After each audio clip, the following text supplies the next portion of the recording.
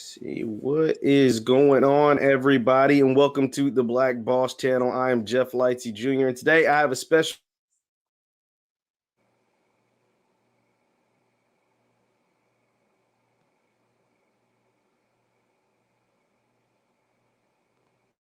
Micah Parsons and some other guys that you might not have heard of, but will end up being really great NFL players. Andre, how has today been for you? What has everything been like for you, and how are you doing? Jay, how are you, man? Thank you for having me. I truly appreciate it. Thing has been, it's been a blessing. It's been really good, man. Just working one day at a time, right? Just the build up is pretty much the toughest part, because you spend so much time, going back and forth between, keeping the guys focused and educate process, the training and, throughout the interviews with teams, media obligations, things of that nature. So, very busy time. But again, that's what you sign up for when you enter this business. And, more so when you sign to have a fiduciary duty to represent, educate, and protect these young men, and families. So, but everything's been great. I'm not complaining. Super blessed. Very, very fortunate to be in this position. That's So, awesome. just trying to add as much value as possible. Yeah, that's awesome, Andre. So, for those of you who don't know, Andre is actually currently in Cleveland. He's got some clients that'll probably go as high as, I'm looking at mock drafts, man. I don't know about you. I don't know if you check these things out. I'm sure you do, but I see guys as high as 4, no later than like 10. You know what I mean? So, he's in Cleveland. He's going to be there for the first round that takes place tonight. So, Andre, for those who don't know, like, what is it like for an NFL agent? Like what are like the day-to-day kind of things? How is it that you gather and are able to, snag and represent big time prospects like a Kyle Pitts, who a lot of people say is the best player in this draft, like a Michael Parsons, who is like one of the best linebacker prospects in the last 10 years? Like how is it that you go about making that happen? And what is it exactly that your job entails? Yeah, I say, you know, just being fully transparent. It's all about relationships. I'm one to believe that relationships are the most important thing in life. And when you plant and start that maturation process, being able to sustain those relationships, fertilize them properly, with the right, with the right elements, and you know, being able to value to people without people being able to add value to you. As crazy as that sounds, because when you're in life and when you're in business, and I think the biggest thing that a lot of people struggle with is, a lot of people struggle with not, with not being selfless. Does that make sense? Like I think a lot of people are all out. So with that said, it's one of those things where um, you really have to just dig deeper with you and figure out a way to again add value to other people, because I'm one to believe, and I'm actually walking proof that when you do things out of the kindness of your heart, and you really look after people, with the intent of helping them as a receiving some residual gains on the back end, you know life works, takes care of you. The higher power takes care of you. But then to answer your first question, day-to-day operationally for me is constantly you know just digging next, figuring out who's going to be a good fit for myself. I have a family. I come from where I come from, so I know I'm not going to be a good fit for everyone, and everyone's a good fit for me. I have multiple sides to me, right? Like I believe we all do. I'm a very aggressive person. I come from the projects, right? So, everything I've ever earned, it's always been, grind it out, find a way, grind it out, find a way, take what you want. You know what I mean? Because no one's going to give you anything, and I know um, that's not really a trait that a lot of people are accustomed to or comfortable with.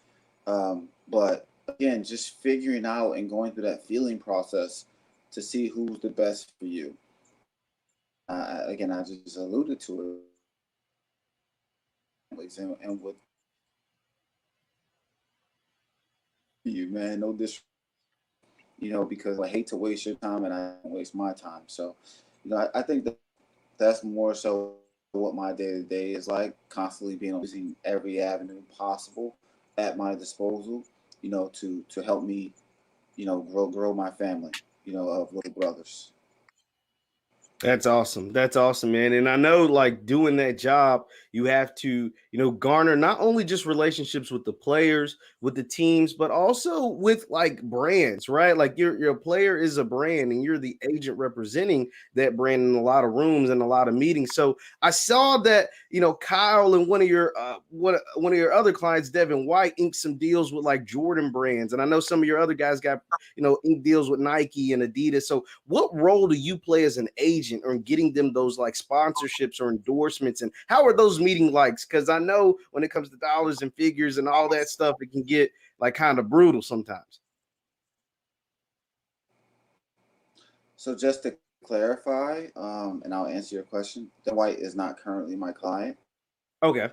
and I, had a relationship. I recruited and signed him at the last agency that I was with before I Okay. transitioned to where I'm now, which is Athletes First.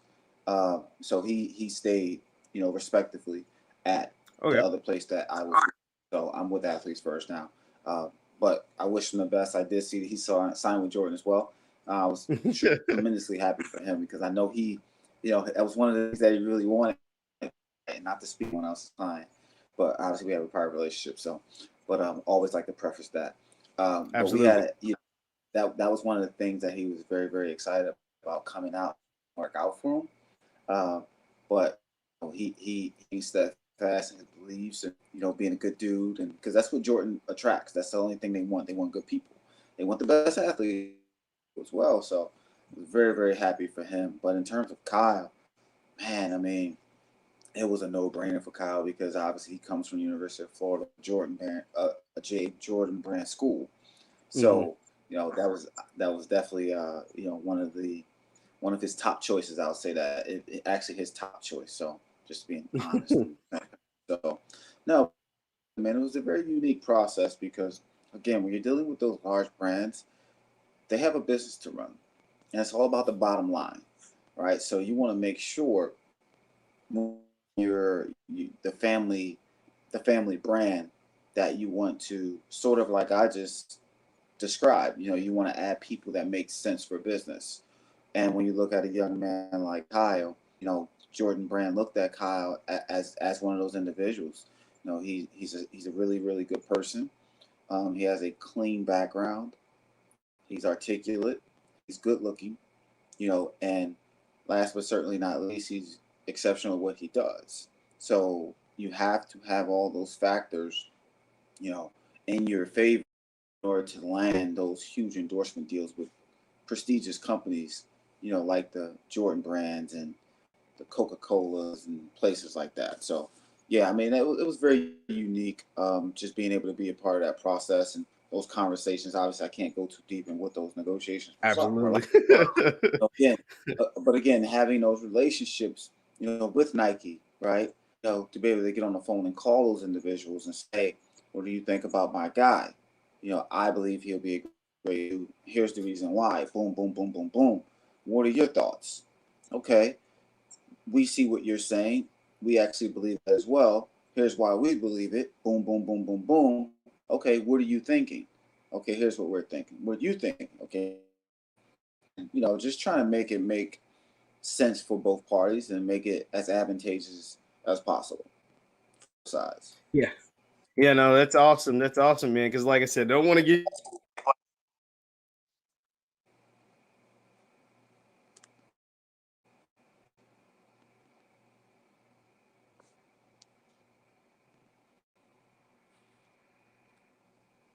Yeah, so I wanted to ask you about you have some guys that are projected to go really, really high, right? So what happens when, a guy goes, slips in the draft a little bit? How do you kind of console them and try to get them right to be able to still perform and get up for the team that currently takes them at whatever spot they may go? Well, we'll start off with the back end of the question. When you're in a position where you make life changing, becoming multi-millionaire overnight, obviously 17, 18 years to get there, right? But it's literally overnight. You're going to get up for that regardless, right? Because now you don't Okay. have the same worries, stresses, and pressures, to deal with anymore. When you're a 20, 21-year-old, 20-year-old young man. So, to the most high, so many people, unfortunately, in this country, man, and in this world that don't have those opportunities, man. It's to even think about, right? But blessed to be in this position, and granted, we worked for it for sure. The work was put in, but still, man, like you're in a position to change your family's trajectory for generations to come. I don't care if it's the 32nd pick, you still have it, right? Obviously, my approach, well, my little brothers are, and I've had this conversation. Look, man, but we got work to do. It's just that simple, because you being upset, you being angry, it's not going to help us. At the end of the day, let's take it what it is, take it for what it is, and just understand that we have work to do. And yeah, I mean, we may not have gotten, that contractual, necessary note for per se, in this first contract, man. But we'll get it on the third one, and God willing, the fourth one. So, you just I think the best thing to answer the first part of your question is to prepare those guys. I believe for me personally, the best thing to do is just be fully transparent. Under promise and over deliver, because there's nothing like being in a young man's house with his family, or in the green room with the young man and his family, and they're expecting to go, top 5, and God forbid they fall, man, and they only go top 10 or top 15. It's a tough conversation to have because all I do, right? So, just honest, be transparent, being open, having very, very direct dialogue, throughout the process, and just educate your hearing, because teams are going to pick who they want to pick, and there's nothing that you can do about that. This isn't the NBA.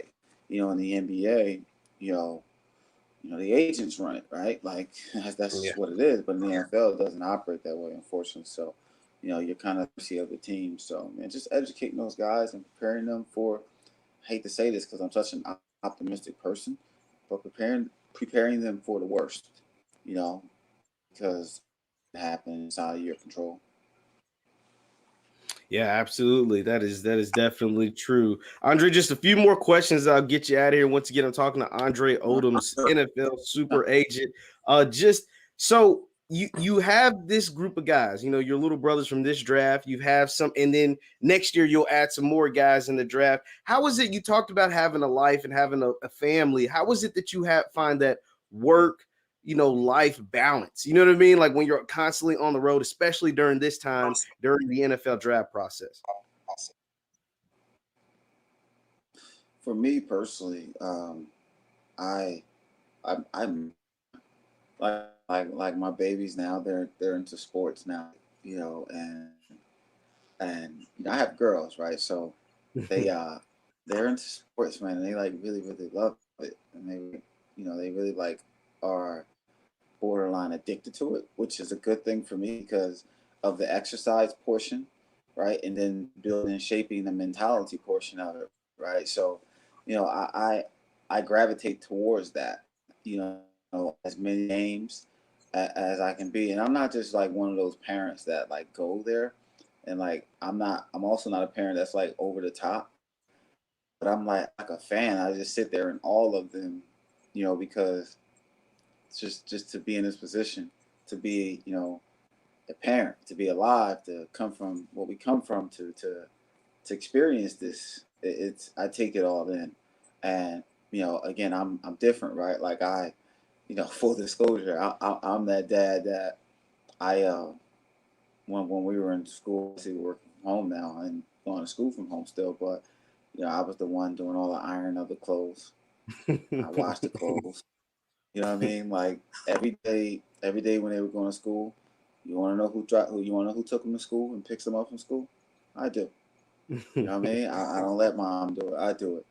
Because it's I feel like I don't think they need me, but I believe they want me, right? And my job as a parent is to add as much value to my kids as possible, man. So, that's my time. I'm the guy that, it's crazy because, I never thought it would be like this, but I'm the one that takes them to the doctor's appointments, right?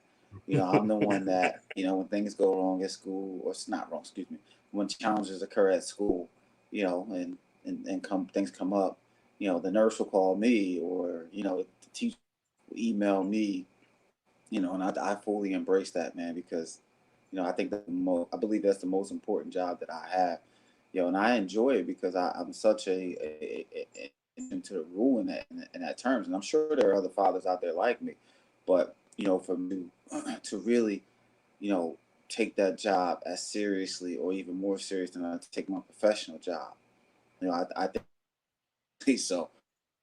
Again, I embrace it. Like, I don't, but I do kind of brag to my homies. Like, yo, man, I do the grocery shopping at the crib. You know what I mean? Like, I'm that father, man. So I'm that guy. So, I just try to add value as best as possible. And obviously, we all know the boss of the wife. I mean, she calls the shots, and I just got to kind of follow on. You know what I mean? That's just what it is. But you know, then my daughters, man, they're bosses too. So it's cool. I just try to add value where I can add value, but but also instill that this, I'm that one.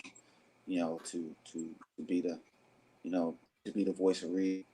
You know, so No, that's awesome. That's awesome to think about because thinking about like you're in a job that like causes a lot of things, and it's great to know that you go home to your bosses, that's the daughters, that's your wife, and things like that. It sounds like you have a really healthy balance as far as like work and in family time type of things, and to see that you're you, on you have part you of have the to make nurturing side is awesome. yeah you have to make time for it, man. Like, I mean, I'm exhausted when I go home, right? But when I land back home, and I come from my babies, they're not trying to get tired, right? When they want to go outside and practice, when they want to go outside and practice softball, you got to do it. When they want to go outside and jump on the trampoline, you got to do it. It's non-negotiable. And luckily for me, like, again, I'm the voice of reason, but my wife is also the voice of reason too.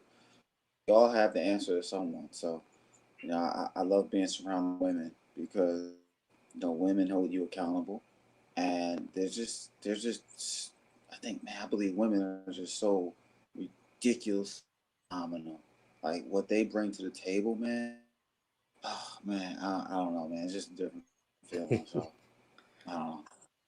Nah, that's awesome. That's awesome. Well, Andre, I'll get you out on this. Like we spoke about, some of your clients that have the bigger names that'll probably hear their name really early tonight or the first round. But what are some of the guys that you represent that may not get drafted on day one, that may get drafted on day two or day three, that you feel like will be really impactful to an NFL team, whoever selects them?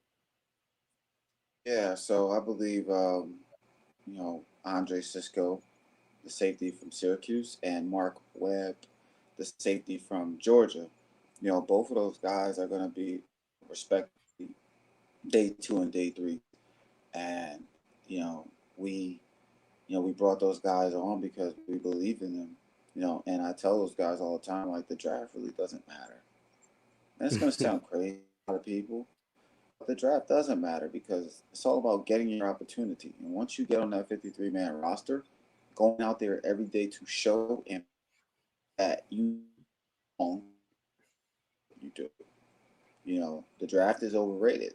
Teams are going to like who they like, and that's fine. It's cool. We all have that option and that freedom for the most part, but it's all about what you do after you get your opportunity.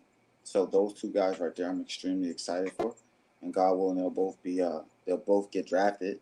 And I'm just really, really hoping that, all of my guys go to organizations that are, healthy, that are strong, that are dedicated to winning, that have that winning culture already in place. Because I know these dudes are and just be a tremendous fit, culturally on and off the field. Absolutely. Well, Andre, I know you got a busy day ahead of you, man, and not just a day, a busy weekend. You'll be working the phones, you'll be talking to teams and doing all the stuff you need to do down in Cleveland, hanging out in the green room as well. I appreciate you taking a few minutes out of your day to speak with me today. Once again, it's Andre Odom, NFL agent. He's down there in Cleveland at the draft. Thank you guys for tuning in at the Black Boss channel. Be sure to hit the thumbs up button, like, share, subscribe, and we'll see you guys next